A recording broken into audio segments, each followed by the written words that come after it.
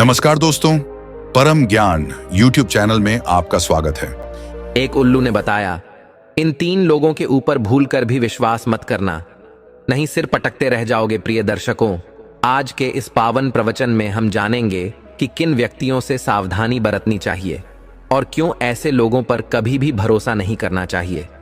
ऐसे लोग सामने तो मित्रता और स्नेह का दिखावा करते हैं, लेकिन बाद में पीठ पीछे विश्वासघात करते हैं। इनसे सजग रहना ही जीवन में सही मार्ग पर चलने का आधार है। इस संदेश को हम एक प्रेरणादायक कथा के माध्यम से समझेंगे, लेकिन आगे बढ़ने से पहले आपको बता दें कि गरुड़ पुराण में कहा गया है कि कथा हो या सीख, अगर बीच में छोड़ दिया जाता है तो वह पाप की श्रेणी में आता है। तो आपसे निवेदन है कि वीडियो को अंत तक पूरा देखें, और अगर आप एक सनातनी हैं तो वीडियो को लाइक करके चैनल को सब्सक्राइब जरूर कर लें। तो चलिए कथा शुरू करते हैं। प्राचीन समय में महर्षि भरद्वाज का एक पवित्र आश्रम था, जो एक गांव के समीप स्थित था। महर्षि भरद्वाज ज्ञान के भंडार थे और भूत, भविष्य तथा वर्तमान का गहन बोध रखते थे। एक दिन एक व्यक्ति उनके आश्रम में आया, जो बहुत उदास और विषादग्रस्त प्रतीत हो रहा था। महर्षि भरद्वाज ने उसके चेहरे पर चिंता के भाव देख उसे स्नेहपूर्वक संबोधित किया।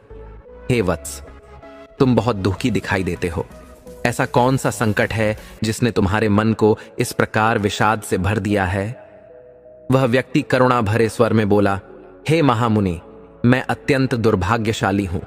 मेरी पत्नी का असमय देहांत हो गया, और उस दुख से व्याकुल होकर जब मैं संभल भी नहीं पाया था, तभी मेरे पड़ोसियों ने षड्यंत्र रचकर मेरी सारी भूमि और घर मुझसे छीन लिए। उन निर्दयी लोगों ने मेरी विपत्ति में भी मुझ पर दया नहीं दिखाई और मुझे मेरे ही घर से बेघर कर दिया। यही कारण है कि मैं इतना उदास हूं। महर्षि भरद्वाज ने करुणा भरे शब्दों में कहा, वत्स, यह संसार द्वैत का प्रतीक है। यहां भले और दुष्ट दोनों प्रकार के लोग मिलेंगे, परंतु तुम्हें जीवन में 7 महत्वपूर्ण बातों को समझना होगा, ताकि भविष्य में तुम किसी के छल कपट का शिकार ना बनो। अब मैं तुम्हें एक कथा सुनाता हूं। इस कथा से जो सीख मिले उसे अपने जीवन में अपनाना और उसका अनुसरण करना। प्राचीन समय में एक राजा था, जिसका राज्य बहुत विशाल और संपन्न था। उसकी प्रजा उसे अत्यंत प्रेम करती थी, और वह भी अपनी प्रजा को अपने परिवार के समान मानता था। राजा का हृदय दयालु और धार्मिक प्रवृत्ति का था। वह नियमित रूप से यज्ञ, पूजा और दान पुण्य किया करता था। इस राजा की 6 रानियां थीं, लेकिन संतान का सुख उसे नहीं मिला था। संतान के अभाव में राजा का मन व्यथित रहने लगा। उसने अनेक उपाय किए, मंदिरों में पूजा पाठ और यज्ञ कराए, साधु संतों से आशीर्वाद लिया, किंतु उसकी इच्छाएं पूरी नहीं हो पाईं। समय बीतता गया और राजा की निराशा बढ़ती चली गई। राजा के दुख से उसकी प्रजा भी दुखी हो गई, क्योंकि वे भी चाहते थे कि उनके प्रिय राजा को संतान का सुख प्राप्त हो और राज्य को एक योग्य उत्तराधिकारी मिले। सभी नागरिक देवी देवताओं की आराधना कर राजा के लिए पुत्र प्राप्ति की प्रार्थना करते रहे। राजा ने कोई कसर नहीं छोड़ी, किंतु प्रजा और राजा दोनों की प्रार्थनाएं अब तक निष्फल थीं। महर्षि भरद्वाज ने उस व्यक्ति से कहा, वत्स, यह संसार लीला और रहस्यों से भरा है। अब मैं तुम्हें एक कथा सुनाता हूं जो जीवन की गहरी सीख देती है। ध्यानपूर्वक सुनो और इसे अपने जीवन में उतारने का प्रयास करो। एक समय की बात है, एक परोपकारी राजा अपने राजमहल से दूर शिकार पर निकल गया। जंगल में शिकार करते हुए उसने एक सुंदर हिरण देखा और उसका पीछा करने लगा। हिरण के पीछे पीछे वह राजा घने जंगल में बहुत दूर निकल गया, लेकिन हिरण उसकी दृष्टि से ओझल हो गया।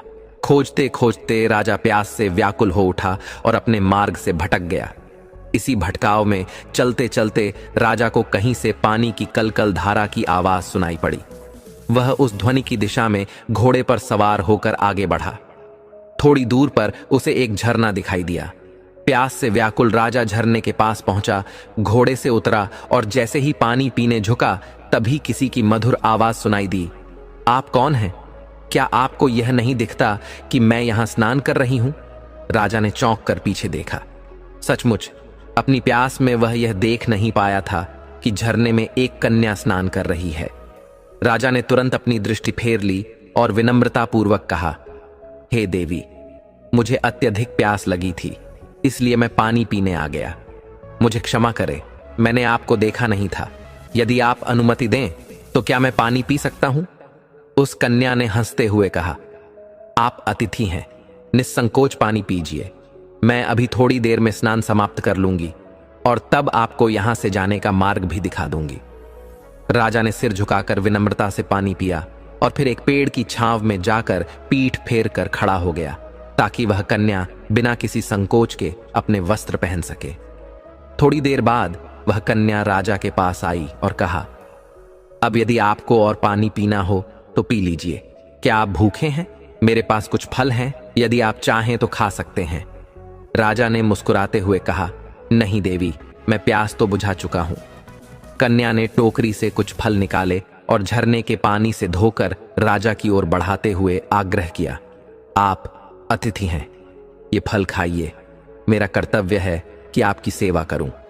राजा ने उस कन्या की उदारता और सरलता को देखकर प्रसन्नतापूर्वक फल ले लिए और पूछा, आपने अभी तक अपना परिचय नहीं दिया। आप कौन हैं और इतने घने जंगल में अकेली क्या कर रही हैं? कन्या ने उत्तर दिया, मेरा नाम सावित्री है।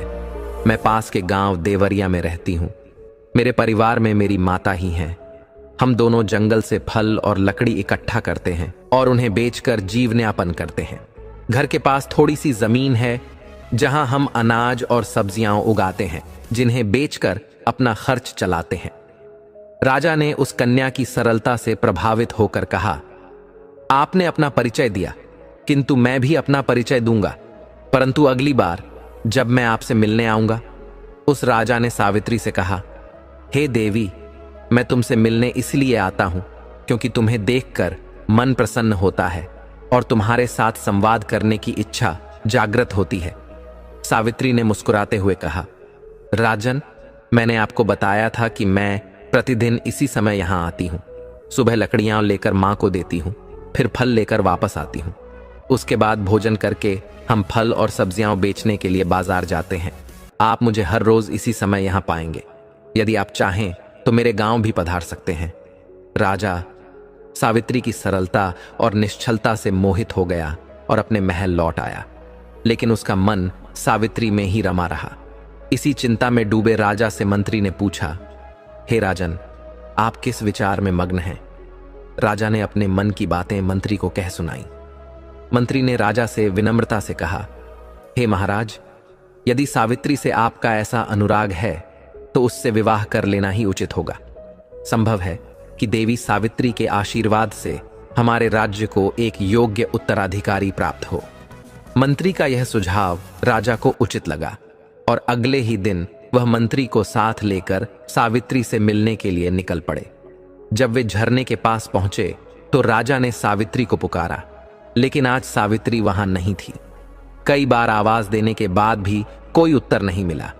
राजा चिंतित होकर कहने लगा, आज सावित्री यहां क्यों नहीं आई? उसने तो कहा था कि वह प्रतिदिन इसी समय यहां आती है। तब मंत्री ने कहा, हे राजन, क्यों ना हम उसके गांव चलकर देखें? राजा ने सहमति दी और दोनों सावित्री के गांव की ओर चल पड़े। गांव पहुंचने पर उन्होंने लोगों से सावित्री का पता पूछा और उसके घर के सामने पहुंचे। वहां उन्होंने देखा कि सावित्री अपनी झोपड़ी के बाहर बैठी थी, आंखों में आंसू भरे हुए। राजा ने प्रेम पूर्वक पुकारा, हे सावित्री, तुम क्यों रो रही हो? मैं तुम्हें झरने के पास बहुत देर तक ढूंढता रहा, लेकिन तुम नहीं आई। एक ग्रामीण ने राजा से कहा, बाबूजी, इसकी मां ही इसका सब कुछ थी, पर दुर्भाग्यवश उसे सर्प ने काट लिया और उनकी मृत्यु हो गई। अब यह बेचारी अकेली रह गई है। आप बताइए, ऐसे में यह न रोए तो क्या करे? राजा के पूछने पर मंत्री ने ग्रामीणों को राजा का परिचय दिया और यह सुनते ही गांव में उत्साह फैल गया। सबने राजा का हृदय से स्वागत किया। राजा ने गांव के मुखिया से कहा, मैं सावित्री से विवाह करना चाहता हूं, क्या आप लोगों को कोई आपत्ति है? मुखिया ने प्रसन्न होकर कहा, महाराज, हमें इससे बड़ा सौभाग्य और क्या मिलेगा कि हमारी बेटी राजरानी बने। यह गांव अब आपका ससुराल होगा। गांव वालों ने आनन फानन में विवाह की तैयारी की और पवित्र मंत्रोच्चार के साथ राजा और सावित्री का विवाह संपन्न हुआ। विवाह के बाद राजा ने सावित्री को नया नाम दिया। रानी राजलक्ष्मी। जब राजा, रानी, राजलक्ष्मी और मंत्री महल लौटने के लिए तैयार हुए तो गांव वालों ने बड़े आदर और धूमधाम से अपनी बिटिया को विदा किया। राजा और रानी राजलक्ष्मी महल पहुंचे। उनकी नई रानी के आगमन से महल में उत्सव का माहौल बन गया। लेकिन राजा की अन्य 6 रानियों के मन में ईर्ष्या की अग्नि प्रज्वलित हो उठी। फिर भी वे सब बाहरी रूप से प्रसन्नता दर्शाते हुए रानी राजलक्ष्मी का स्वागत करने आईं। अब राजा का अधिकांश समय रानी राजलक्ष्मी के साथ ही व्यतीत होने लगा और उनके प्रेम के प्रभाव से राजा का हृदय भी पहले से अधिक शांत और संतुष्ट हो गया। राजलक्ष्मी भोली और सरल हृदय की थी। अपने निष्कलुष स्वभाव के कारण वह यह नहीं जान सकी कि उसकी सौतें, विशेष रूप से बड़ी रानियां, उसके प्रति मन में गहरी ईर्ष्या और द्वेष रखती थीं। समय बीतता गया, परंतु राजा और राजलक्ष्मी को संतान की प्राप्ति नहीं हो सकी। एक दिन एक प्रसिद्ध सन्यासी महाराज उस राज्य से होकर गुजर रहे थे।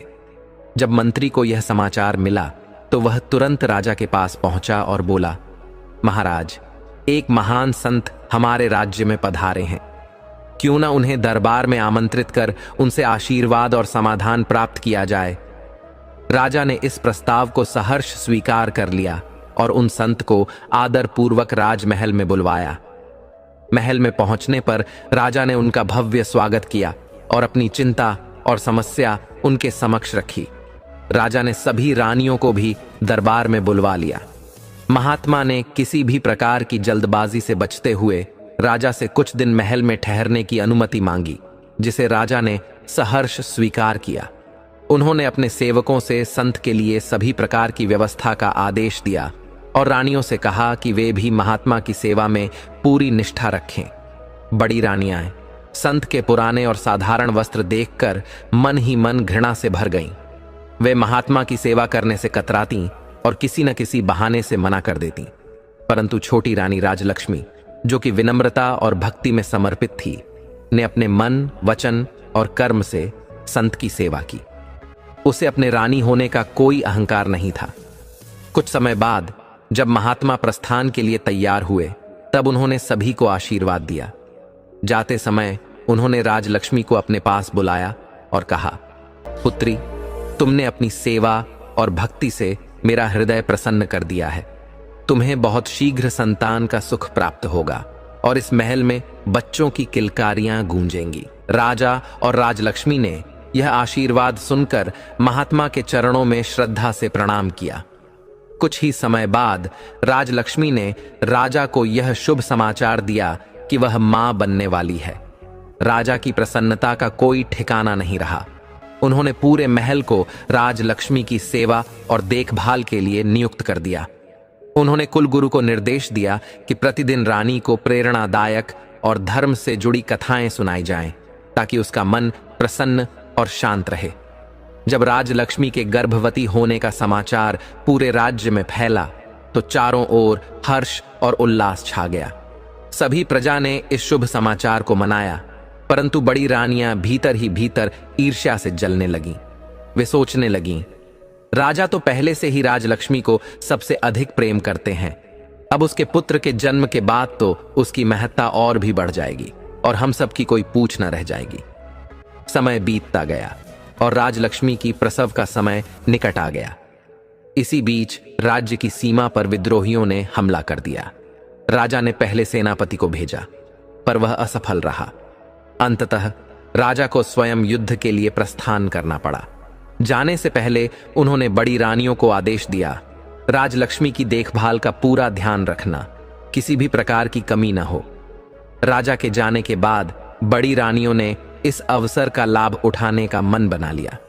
वे राजलक्ष्मी से मधुर वचनों में बातें करतीं और प्रसव के लिए कई तरह की सलाह देतीं, परंतु उनके मन में केवल छल और ईर्ष्या भरी थी। राजलक्ष्मी समझ नहीं पा रही थी कि कुलगुरु और बड़ी रानियों की सलाह इतनी अलग क्यों है। वह सोचती, कुलगुरु पुरुष हैं, वे महिलाओं की बातें कैसे समझ सकते हैं। इसी भ्रम में वह बड़ी रानियों की बातों पर विश्वास करने लगी। अंततः एक दिन राजलक्ष्मी को प्रसव पीड़ा शुरू हो गई। पीड़ा से व्याकुल होकर उसने बड़ी रानी से सहायता मांगी। दीदी, मुझे बहुत कष्ट हो रहा है, कृपया बताइए कि क्या करना चाहिए। बड़ी रानी, जो ईर्ष्या से भरी हुई थी, मन ही मन षड्यंत्र रचने लगी। मीठे शब्दों में उसने राजलक्ष्मी से कहा, बहन, चिंता मत करो, मैं दाई को बुला लाती हूं। तब तक तुम वहां रखी कटोरी में अपना सिर डालकर खड़ी हो जाओ, इससे तुम्हें प्रसव में आराम मिलेगा। बड़ी रानी ने राजलक्ष्मी को झूठे आश्वासन देकर कहा, तुम चिंता मत करो बहन, मैं दाई को बुलाकर लाती हूं, तब तक तुम प्रतीक्षा करो। यह कहकर वह वहां से चली गई। इसके बाद बड़ी रानियों ने अपनी विश्वास पात्र दासियों को आदेश दिया, जल्दी से हमारे महल की दाई को बुला लाओ। जब दाई आई तो उन्होंने उसे सोना चांदी का लालच देकर अपने षड्यंत्र में शामिल कर लिया। उधर भोली भाली राजलक्ष्मी पीड़ा से तड़पती रही, यह विश्वास करते हुए कि बड़ी रानी की बातों पर चलना ही सही होगा। वह दर्द से कराहते हुए सोचने लगी कि शायद यही प्रसव का तरीका है। उसने घड़े में अपना सिर डालने का प्रयास किया, लेकिन घड़े का मुंह छोटा होने के कारण वह ऐसा नहीं कर पाई। वह जमीन पर बैठकर दर्द से चीखती चिल्लाती रही, पर उसे देखने या मदद करने वाला वहां कोई नहीं था। इस बीच दाई को बड़ी रानियों ने आदेश दिया, छोटी रानी के कमरे के बाहर खड़ी रहो और ध्यान रखो कि वहां कोई प्रवेश न कर पाए। दाई ने वैसा ही किया और दरवाजे पर पहरा देने लगी। ईश्वर की कृपा से अत्यंत कष्ट सहने के बाद रानी राजलक्ष्मी ने एक के बाद एक 7 बच्चों को जन्म दिया, 6 पुत्र और 1 कन्या। प्रसव के इस कठिन संघर्ष से राजलक्ष्मी बेहोश हो गई। दाई ने यह देखकर तुरंत बड़ी रानियों को बुलाया और सभी बच्चों को उनके सामने रखा। बड़ी रानियां और उनकी सहयोगी रानियां यह देखकर हैरान रह गईं कि राजलक्ष्मी ने एक साथ 7 सुंदर और स्वस्थ बच्चों को जन्म दिया था। उनके मन में ईर्ष्या और द्वेष की ज्वाला और भी भड़क उठी। बड़ी रानी ने दाई से कहा, तुम तुरंत कुछ ईंट और पत्थर के टुकड़े लेकर आओ। दाई शीघ्र ही ईंट और पत्थर लेकर लौट आई। बड़ी रानी ने उसे आदेश दिया, इन सभी बच्चों को जंगल में ले जाओ और उन्हें मारकर जमीन के नीचे दफना दो। हम तुम्हें सोना चांदी का भरपूर इनाम देंगे। लालच में अंधी दाई सभी बच्चों को लेकर जंगल की ओर चली गई। उसके जाने के बाद रानियों ने मिलकर कमरे में मौजूद सभी सबूत मिटा दिए। उन्होंने बच्चों के स्थान पर ईंट और पत्थर के टुकड़े रख दिए और घड़ा तोड़कर उसके टुकड़े भी वहीं छोड़ दिए, ताकि कोई सच का पता न लगा सके। कुछ समय बाद दाई वापस महल में आई। बड़ी रानी ने उससे पूछा, क्या तुमने उन बच्चों को मारकर दफना दिया? दाई ने कहा, जी हां, मैंने उन्हें मारकर जमीन में गाड़ दिया है। यह सुनकर सभी रानियां बहुत प्रसन्न हुईं। उन्होंने दाई को इनाम में सोने चांदी के सिक्के देकर विदा कर दिया। इसके बाद सभी रानियां राजलक्ष्मी के पास पहुंची, जो बेहोशी की अवस्था में पड़ी थी। उन्होंने उसके चेहरे पर पानी के छींटे मारे, जिससे राजलक्ष्मी होश में आई। होश में आने के बाद वह बहुत कमजोर महसूस कर रही थी। उसने करुणा भरे स्वर में रानियों से पूछा, मेरे बच्चे कहां हैं? मुझे लड़का हुआ या लड़की? बड़ी रानियों ने झूठ बोलते हुए पत्थरों की ओर इशारा किया और कहा, देखो, ये रहे तुम्हारे बच्चे। तुमने ईंट और पत्थरों को जन्म दिया है। राजलक्ष्मी यह सुनकर स्तब्ध रह गई और आंसुओं में डूबते हुए बोली, यह कैसे संभव है? मैं कैसे पत्थर और ईंट को जन्म दे सकती हूं? यह तो नहीं हो सकता। मेरे बच्चे जरूर हुए होंगे। बड़ी रानियों ने क्रूरता से हंसते हुए कहा, तो क्या हम तुम्हारे बच्चों को कहीं छिपा देंगे? यही तो है जो तुमने जन्म दिया है। इसके बाद उन्होंने पत्थर के टुकड़ों को एक थैली में भर दिया, ताकि राजलक्ष्मी का विश्वास पूरी तरह से तोड़ दिया जाए। अब सभी प्रजाजन और महल के लोग परम आनंद और भक्ति भाव में राजा के लौटने की प्रतीक्षा कर रहे थे। छोटी रानी, जिसे सब लोग राजलक्ष्मी के नाम से पुकारते थे, भीतर से अत्यंत चिंतित और व्याकुल थीं। वह इस बात को लेकर समझ नहीं पा रही थीं कि ऐसा कैसे संभव हुआ कि उनके गर्भ से ईंट और पत्थरों का जन्म हुआ। कुछ समय बाद राजा युद्ध में विजय प्राप्त कर महल लौटे। नगरवासियों ने राजा के स्वागत के लिए भव्य आयोजन किया, परंतु लोगों के चेहरों पर वह उत्साह और उल्लास नहीं दिख रहा था जिसकी राजा ने कल्पना की थी। राजमहल में भी वातावरण कुछ अजीब था। सभी रानियों ने राजा का ससम्मान स्वागत किया, परंतु छोटी रानी राजलक्ष्मी का चेहरा उदासी से भरा था, जबकि अन्य रानियां प्रसन्न दिखाई दे रही थीं। राजा ने इस विचित्र स्थिति को भांपते हुए छोटी रानी की ओर देखा और कोमलता से पूछा, रानी राजलक्ष्मी, क्या कारण है जो तुम्हारा मन उदास प्रतीत हो रहा है? इससे पहले कि रानी कुछ कह पाती, बड़ी रानी ने अवसर का लाभ उठाते हुए व्यंग्यपूर्वक उत्तर दिया, महाराज, भला यह कैसे प्रसन्न हो सकती है जब इसका छल उजागर हो चुका है? राजा को कुछ समझ नहीं आया। उन्होंने गंभीर स्वर में पूछा, आपके कहने का तात्पर्य क्या है? बड़ी रानी ने गहरी सांस लेते हुए कहा, महाराज, जब आप युद्ध में थे तब हमें धोखे में रखा गया। राजलक्ष्मी ने गर्भवती होने का ढोंग रचा और अंततः ईंट पत्थरों को जन्म दिया। आप स्वयं चलकर देख सकते हैं। राजा विस्मय से भर उठे। वह बड़ी रानी के साथ राजलक्ष्मी के कक्ष में पहुंचे, जहां उन्हें सचमुच पत्थर और ईंटों के टुकड़े दिखाए गए। ये दृश्य देखकर राजा का हृदय क्षोभ और निराशा से भर गया। उन्होंने राजलक्ष्मी से क्रोधित स्वर में कहा, यह तुमने क्या किया? यदि विधि का विधान यही था कि हमें संतान का सुख नहीं मिलना है तो हम धैर्य से स्वीकार कर लेते, परंतु तुमने हमारी सबसे बड़ी आशा को छल से तोड़ा। हमने तुमसे प्रेम और सम्मान दिया, पर तुम इस सम्मान के योग्य नहीं निकली। अब तुम हमारी रानी नहीं, महल की एक दासी मात्र हो।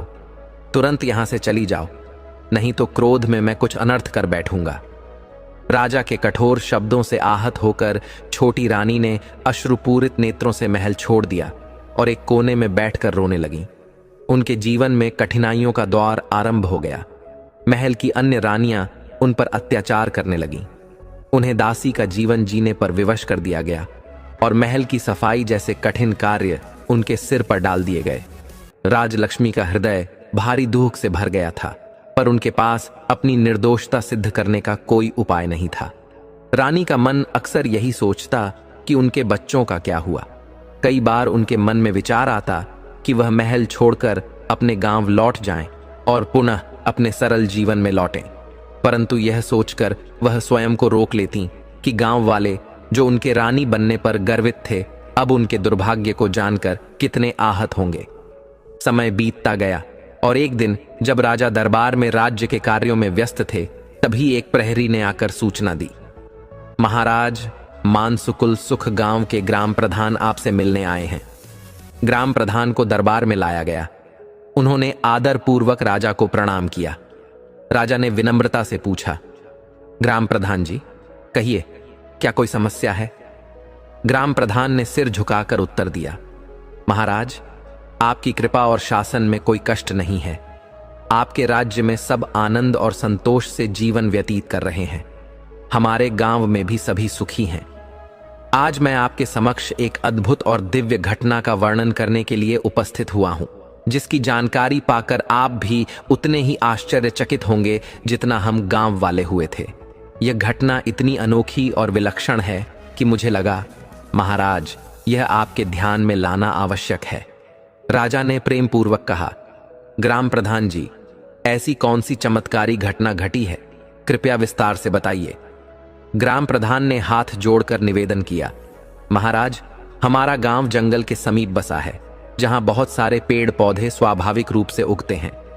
लेकिन कुछ समय से वहां एक चंपा के पौधे और बांस के कई वृक्ष उग आए हैं।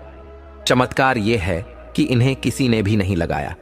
शुरू में हमने इन पर ध्यान नहीं दिया, परंतु अब यह दृश्य हमें सोचने पर विवश कर रहा है।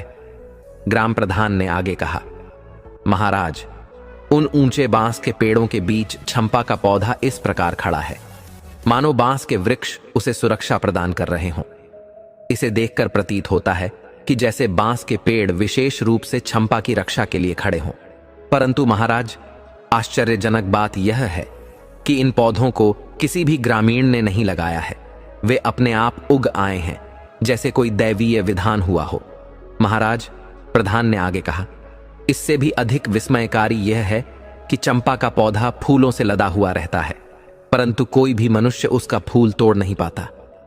जब कोई फूल तोड़ने का प्रयास करता है तो चंपा के सारे फूल अचानक आकाश की ओर उठ जाते हैं।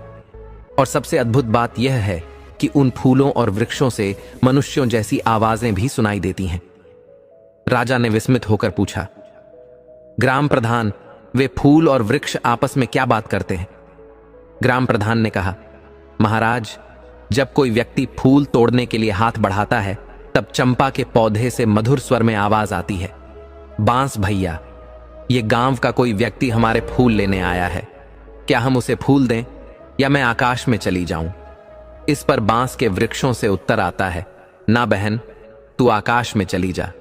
और तुरंत चंपा की डालियां इतनी ऊंची हो जाती हैं कि कोई भी मनुष्य चाहे जितना प्रयास कर ले उन तक नहीं पहुंच पाता। लाठी या डंडे से भी फूल तोड़ना असंभव है, परंतु महाराज, हर सुबह चंपा के कुछ फूल स्वयं ही जमीन पर गिरते हैं और उनकी सुगंध से पूरा क्षेत्र महक उठता है। प्रधान ने श्रद्धा से कहा, महाराज, हमारे गांव के लोगों ने कई बार फूल तोड़ने का प्रयास किया, परंतु सभी असफल रहे। इस कारण गांव वालों ने इस पौधे को आकाश चंपा के नाम से पुकारना शुरू कर दिया है, क्योंकि इसके फूल केवल स्वेच्छा से ही गिरते हैं, किसी के तोड़े नहीं जा सकते। राजा ने यह कथा सुनी तो वह आश्चर्य और श्रद्धा से भर उठे। उन्होंने अपने मंत्री को आदेश दिया, मंत्री जी, आप स्वयं इस चमत्कारी स्थल पर जाकर इन पौधों का निरीक्षण करें और हमें पूरी जानकारी दें। मंत्री जी ने तुरंत ग्राम प्रधान के साथ प्रस्थान किया। महल के दरबारियों और राजा के मन में गहन उत्सुकता थी कि आखिर इस घटना का रहस्य क्या हो सकता है। ग्राम प्रधान के साथ यात्रा करते हुए मंत्री जी उस स्थल पर पहुंचे। वहां का दृश्य अत्यंत शांत और दिव्य था। जैसे ही वे लोग चंपा के वृक्षों के निकट पहुंचे, उनके चारों ओर चंपा के फूलों की दिव्य सुगंध फैल गई। उस सुगंध ने सभी को आह्लादित और सम्मोहित कर दिया। मंत्री जी ग्राम प्रधान के साथ उस स्थान पर पहुंचे जहां बांस के वृक्षों के बीच चंपा का दिव्य पौधा खिला हुआ था। जैसा प्रधान ने बताया था, चंपा का पौधा ठीक बीच में स्थित था और उसके चारों ओर बांस के वृक्षों का घेरा था, मानो वे उसे किसी अदृश्य शक्ति से सुरक्षा प्रदान कर रहे हों। चंपा की डालियां इतनी सामान्य ऊंचाई पर थीं कि मंत्री जी बिना किसी कठिनाई के उन तक पहुंच सकते थे।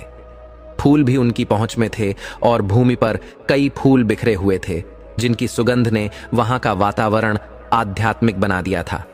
मंत्री जी उस अद्भुत सुगंध से अभिभूत होकर चंपा के पौधे की ओर बढ़े और एक फूल तोड़ने के लिए हाथ आगे बढ़ाया। तभी एक चमत्कार घटित हुआ। वहां उपस्थित सभी ने सुना, चंपा के पौधे से एक मानवीय आवाज गूंज उठी, हे बांस भैया। इसके तुरंत बाद बांस के वृक्षों से भी आवाज आई, हां बहन, चंपा। फिर चंपा के पौधे ने मानो परामर्श मांगते हुए कहा, हमारे मंत्री जी फूल तोड़ने आए हैं, क्या मैं टूटूं या आकाश में लग जाऊं? सभी लोग यह दृश्य देखकर आश्चर्य से भर उठे। बांस के वृक्षों ने एक स्वर में उत्तर दिया, ना बहन चंपा, तू आकाश में चली जा। ये वही मंत्री हैं जिन पर हमारी महारानी राजलक्ष्मी की देखभाल का उत्तरदायित्व था, लेकिन उन्होंने अपनी जिम्मेदारी ठीक से पूरी नहीं की। इसलिए इनके सामने झुकना नहीं और इन्हें फूलों का स्पर्श मत करने देना। जैसे ही यह वाणी पूर्ण हुई, चंपा की डालियां धीरे धीरे आकाश की ओर उठने लगीं। इतनी ऊंची हो गईं कि मंत्री जी लाख प्रयासों के बाद भी कोई फूल नहीं तोड़ सके। हर प्रयास के साथ उनकी आत्मा में ग्लानि बढ़ती गई। बांस के वृक्षों से पुनः आवाज आई, मंत्री जी जाइए और अपने राज कर्तव्यों का पालन कीजिए। जो मनुष्य अपनी जिम्मेदारियों का निर्वाह नहीं करता, उसे इस दिव्य स्थान पर कोई अधिकार नहीं है। आपने हमारी महारानी राजलक्ष्मी की कठिन समय में सही देखभाल नहीं की। जब वह गर्भावस्था के अंतिम चरण में थीं, तब भी आप केवल औपचारिकता निभाने आए, लेकिन उनका वास्तविक ख्याल नहीं रखा। यह आपके लिए अपराध है। अब यहां से प्रस्थान कीजिए। मंत्री जी यह सुनकर स्तब्ध रह गए। उनके हाथ वहीं थम गए और मन में गहरा पश्चाताप उत्पन्न हुआ। वह सोचने लगे कि कैसे इन वृक्षों को महारानी राजलक्ष्मी की अवस्था और उनकी देखभाल की कमी के बारे में पता चल सकता है। यह सब सुनकर उन्हें अपने व्यवहार का एहसास होने लगा। उन्हें अब समझ आया कि उन्होंने केवल औपचारिकतावश रानी की देखभाल की थी, जबकि उन्हें उनके स्वास्थ्य का ध्यान रखना चाहिए था और प्रसव के समय उनकी सेवा में तत्पर रहना चाहिए था। अंततः आत्मग्लानि से भरकर मंत्री जी ने उन पौधों से निवेदन किया, हे दिव्य वृक्षों, मुझे बताइए, मैंने जो भूल की है उसका प्रायश्चित कैसे हो सकता है? कृपया मुझे मार्ग दिखाइए। जिससे मैं अपनी इस त्रुटि को सुधार सकूं। परंतु अब वृक्ष मौन हो चुके थे। उन्होंने कोई उत्तर नहीं दिया। मंत्री जी ने कई बार उनसे प्रश्न पूछे, परंतु बांस और चंपा के पौधों से अब कोई आवाज नहीं आई। यह मौन उनके हृदय में गहरे पश्चाताप और भक्ति का भाव जगा गया। मंत्री जी ने मन ही मन ईश्वर से प्रार्थना की कि उन्हें मार्गदर्शन मिले, जिससे वह अपनी भूल का प्रायश्चित कर सकें और अपने कर्तव्यों का सही ढंग से निर्वाह कर सकें।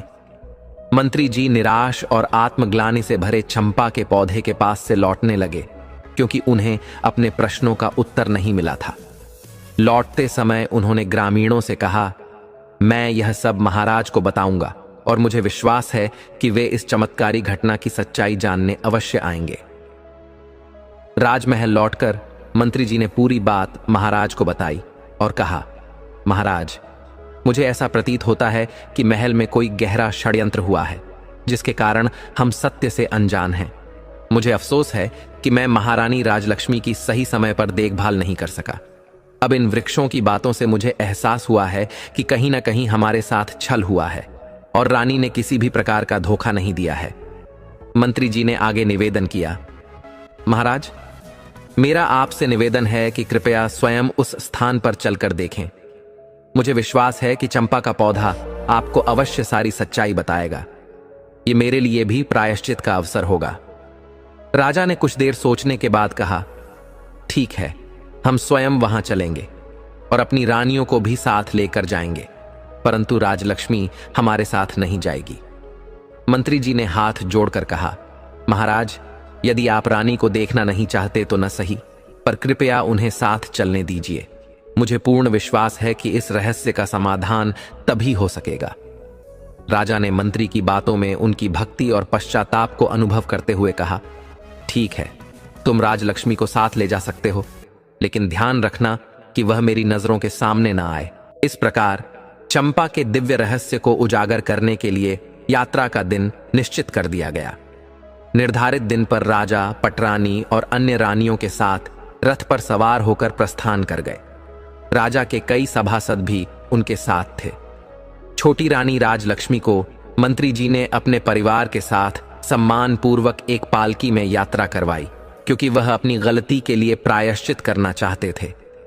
यात्रा के दौरान मंत्री जी बार बार यह सोचते रहे कि किस प्रकार उन्होंने गर्भवती रानी की उचित देखभाल नहीं की और कैसे वे अनजाने में षड्यंत्र का हिस्सा बन गए।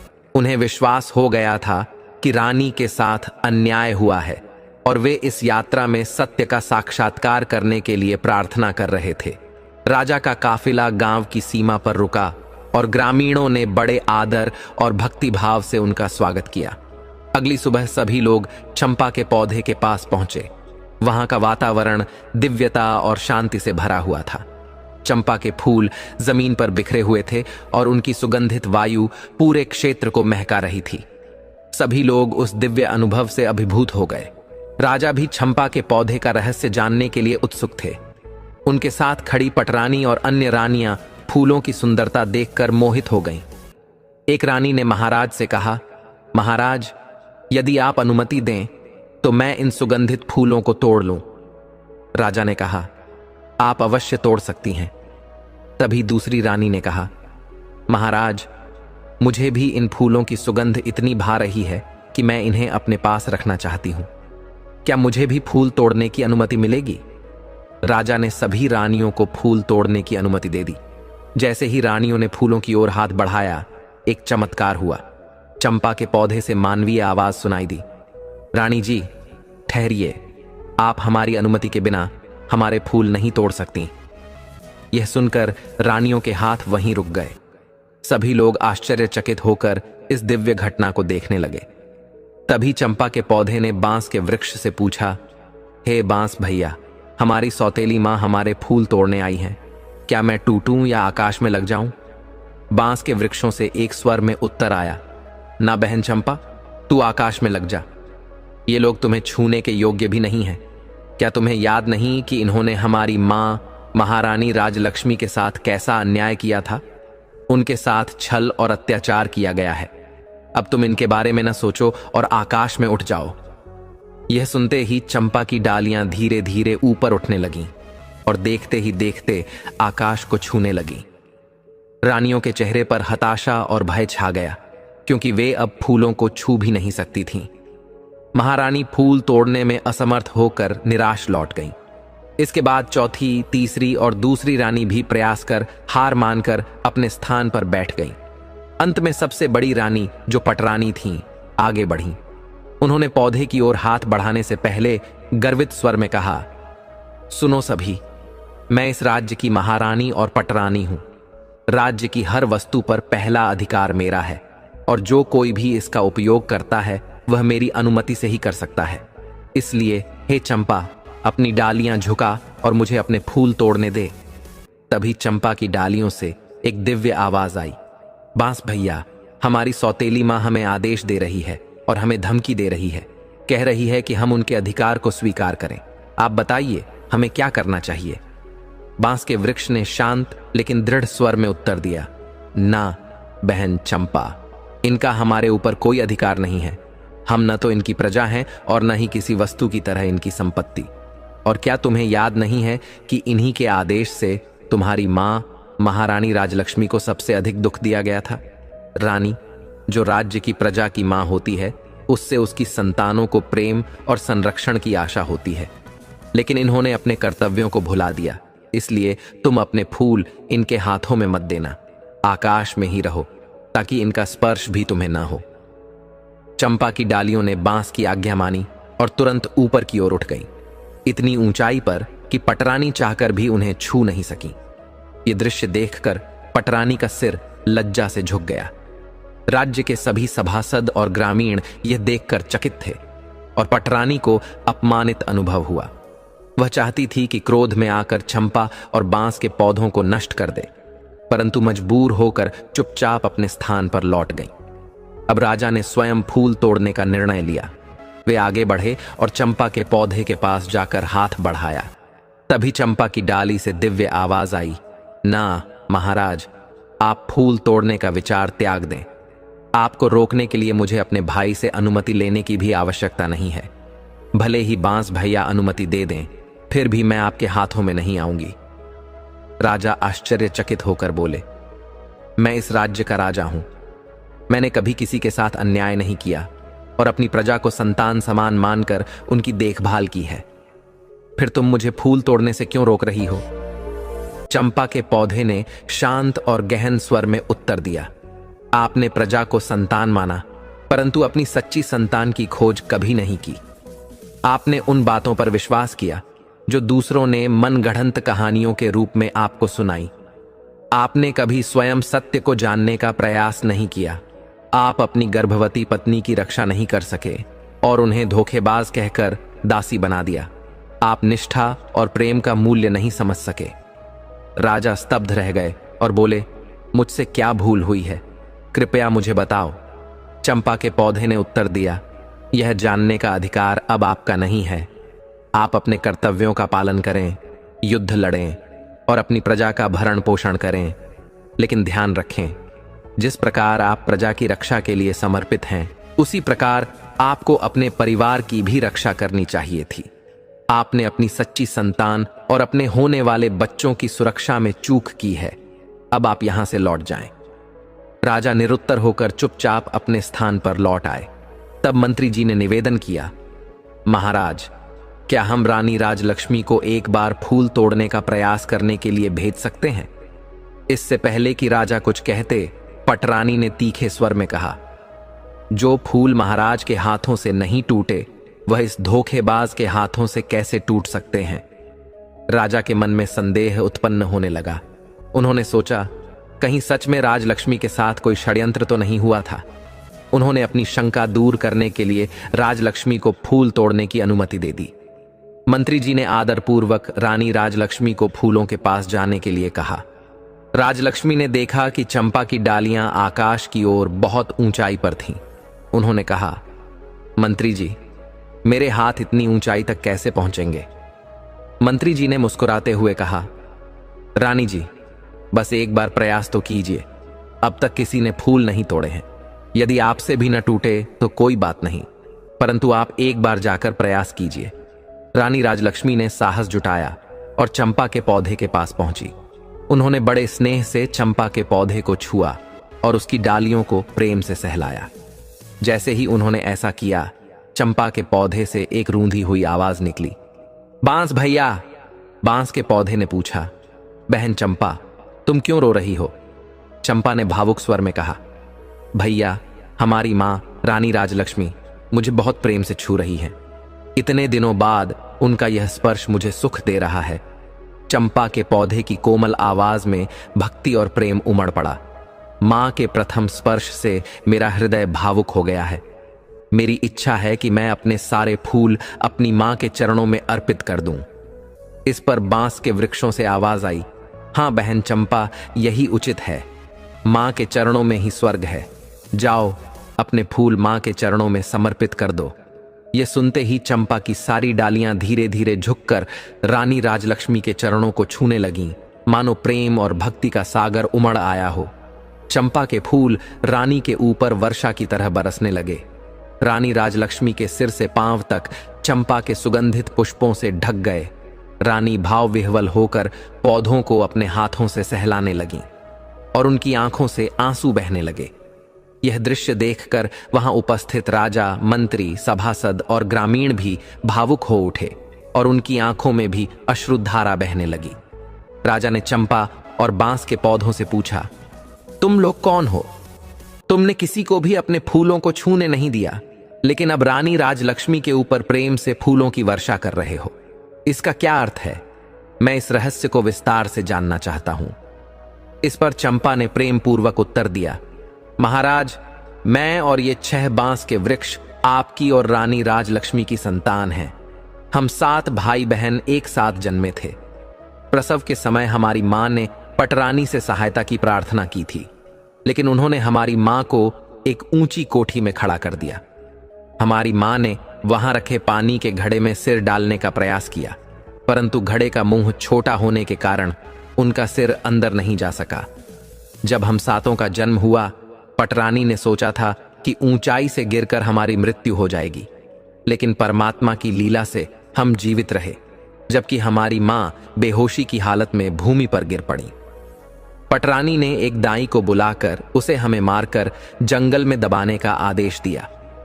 उन्होंने हमारी मां के पास कुछ ईंट पत्थर रख दिए ताकि उन्हें लगे कि उनके बच्चे पैदा नहीं हुए थे। आप भी महाराज दूसरों की बातों पर विश्वास करके हमारी मां को धोखेबाज समझ बैठे और उन्हें दासी बना दिया। राजा यह सुनकर गहरे पश्चाताप में डूब गए। उन्होंने पूछा, लेकिन यदि तुम लोगों को मारकर जंगल में दबा दिया गया था, तो फिर तुम लोग पौधे कैसे बन गए?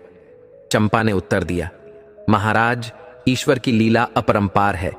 जब दाई हमें मारने के लिए जंगल में ले गई, तभी वहां एक दिव्य आंधी चल पड़ी। वह हमें महल के बगीचे में ही गाड़ना चाहती थी, लेकिन डर के मारे हमें इस घने वन में ले आई। तभी आकाश मार्ग से परियों की रानी अपनी सखियों के साथ वन भ्रमण के लिए आईं। उनकी दृष्टि हम पर पड़ी और वे हमें उठा ले गईं। दाई ने महल में जाकर झूठ बोल दिया कि उसने हमें मारकर दबा दिया है ताकि सच्चाई सामने न आए। परियों की रानी ने मेरे 6 भाइयों को बांस के वृक्षों में और मुझे चंपा के पौधे में बदल दिया। उनकी कृपा से हमें हमारी पहचान और घटनाओं का स्मरण है और हम मानव की आवाज में बोलने में सक्षम हैं। राजा ने विनम्रतापूर्वक पूछा, तो क्या तुम लोग अपने असली रूप में लौट सकते हो? चंपा ने उत्तर दिया, हां महाराज, यदि हमारी मां सभी वृक्षों से एक एक पत्ती और मुझसे भी एक पत्ती लेकर उन्हें एक गोले में रखे, फिर परियों की रानी का स्मरण कर प्रार्थना करें, तो हम अपने असली रूप में लौट आएंगे। रानी राजलक्ष्मी ने बिना देर किए बांस और चंपा के पौधों से पत्तियां लीं और उन्हें गोले में सजाया। फिर उन्होंने पूरी श्रद्धा से हाथ जोड़कर प्रार्थना की, हे दिव्य परी रानी, आपने मेरे बच्चों की रक्षा की। यह उपकार मैं जीवन भर नहीं भुला पाऊंगी। कृपया अब मेरे बच्चों को मेरे आंचल में लौटा दीजिए। रानी की प्रार्थना समाप्त होते ही चंपा और बांस के पौधे अदृश्य हो गए। उनके स्थान पर 6 सुंदर बालक और एक बालिका प्रकट हो गए, जिनकी आयु लगभग 5 वर्ष की थी। यह दृश्य देखकर रानी राजलक्ष्मी और राजा ने अपने बच्चों को अपनी बाहों में भर लिया। दोनों की आंखों से प्रेम और आनंद के आंसू बहने लगे। रानी राजलक्ष्मी के आंसू रुकने का नाम नहीं ले रहे थे। वे अपने बच्चों को सीने से लगाए रो रही थीं और राजा भी अपने बच्चों को बाहों में भरकर अश्रुधारा बहा रहे थे। इस दृश्य को देखकर दरबार के सभी सभासद, ग्रामीण और रानियां मौन रह गईं। पूरे वातावरण में भावनाओं की लहर दौड़ गई थी।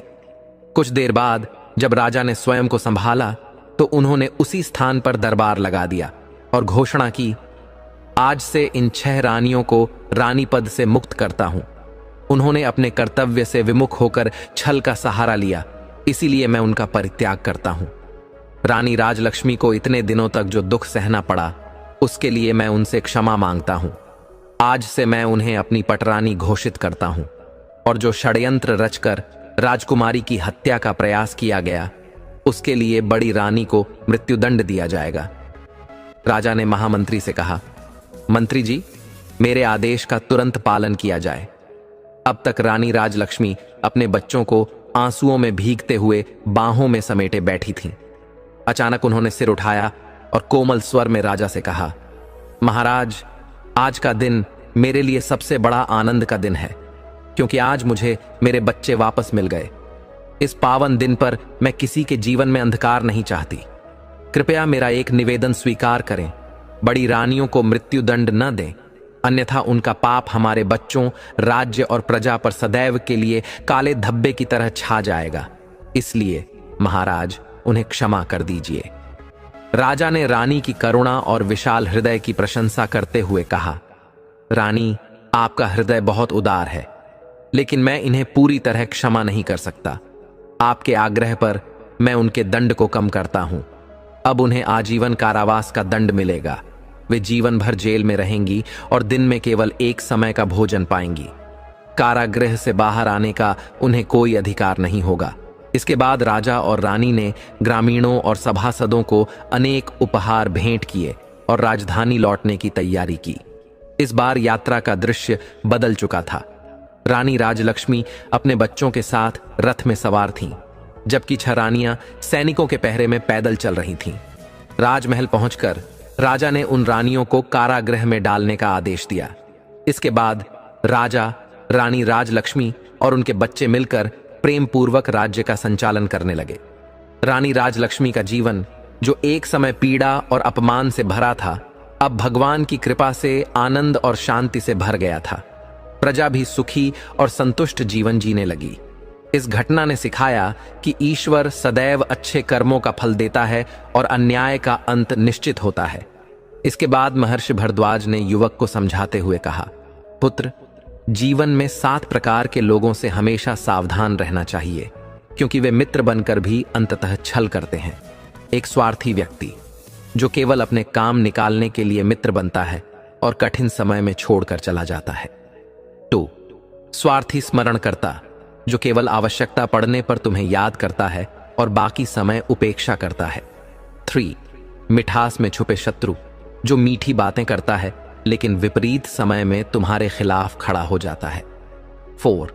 संकट में छोड़ने वाला, जो अपने संकट के समय तुम्हें याद करता है परंतु तुम्हारे संकट में सहायता नहीं करता। 5. परिवार में फूट डालने वाला, जो भाई भाइयों के झगड़े में हस्तक्षेप कर परिवार को विभाजित करता है। 6. अहंकारी उपयोगकर्ता, जो तुम्हें त्याग कर तुम्हारी अहमियत को नष्ट कर देता है। 7. लालची व्यक्ति, जो लालच के वश में होकर किसी भी हद तक गिर सकता है। महर्षि ने युवक को समझाया, पुत्र, इन 7 प्रकार के लोगों से सावधान रहना, क्योंकि इन्हीं के कारण तुम्हारे जीवन में भी छल हुआ है।